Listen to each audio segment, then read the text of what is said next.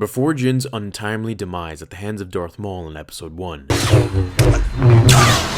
Dooku was losing faith in the Republic, and along with it, the Jedi Order for being basically its follower. He saw the corruption of the Senate and felt they were liars. Deep down, he was guided by more ideals than by practical considerations. After he witnessed a crisis that the Republic responded to by dispatching Jedi like disposable attack dogs, their mission ultimately resulting in their deaths. Dooku vowed that if the Republic caused any more needless Jedi deaths, that he would leave the Order for good. A while later, there was another crisis that the Republic mismanaged, and Jedi died. Sticking to his beliefs, he left the Order on his own terms, returning home and requesting access to his family money and title, thus becoming Count Dooku. It was his belief that the Republic had to fall, so that a new government could be reborn. This was the base structure for his turn, and the premise of what Palpatine used to manipulate him. In the Revenge of the Sith novel, Palpatine explains to Anakin that the Jedi would only need one reason to arrest him, and that was for being a Sith Lord. They would have judged him without knowing him because of the philosophical differences. Sidious did meet with Dooku in person on several occasions, manipulating him to the ways of the Sith. Now we should note that the Sith were dead for over 1,000 years, so for Dooku, this was the first real Sith Lord he got to speak with, instead of just relying on what the Jedi teach their students, which is that the Sith are liars and pure evil. With the death of Qui Gon, his master, Count Dooku had the final straw. This was the final step he needed to complete his turn to the dark side. As we know, Qui Gon was never a member of the Jedi Council.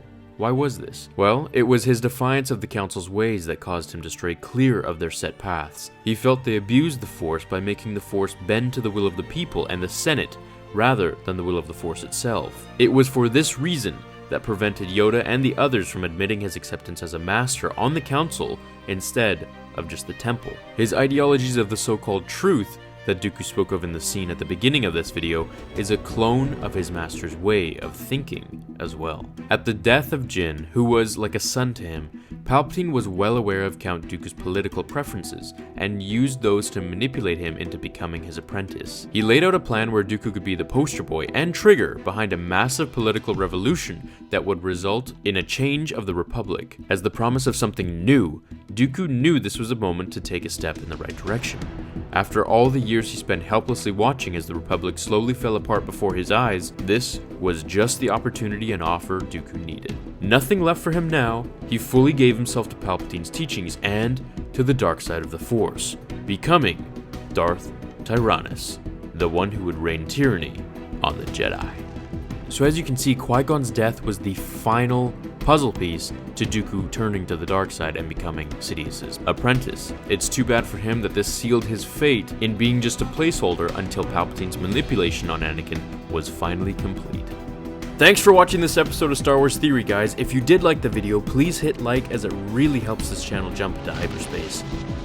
The major animation teaser of Boba Fett vs. Iron Man should be complete within a week's time, so things are moving way ahead of schedule here.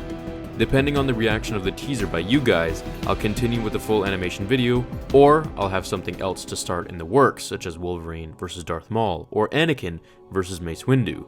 Either way, all projects will be done one after the other. I promised that I had barely scratched the surface of this channel when I started, and I'm sticking to that promise. I'm also about 90% complete on my website, which will allow you guys to write your very own fan fictions while commenting and viewing other people's posts as well. The site will also have news articles on the latest Star Wars info, as well as my videos posted on uploads. Thanks for taking the time to watch this video, guys. Let me know what you thought about it and any other comments you may have about future projects or video requests in general. I'll see you all in tomorrow's episode of Star Wars Theory. And remember, the Force will be with you, always. Now, fulfill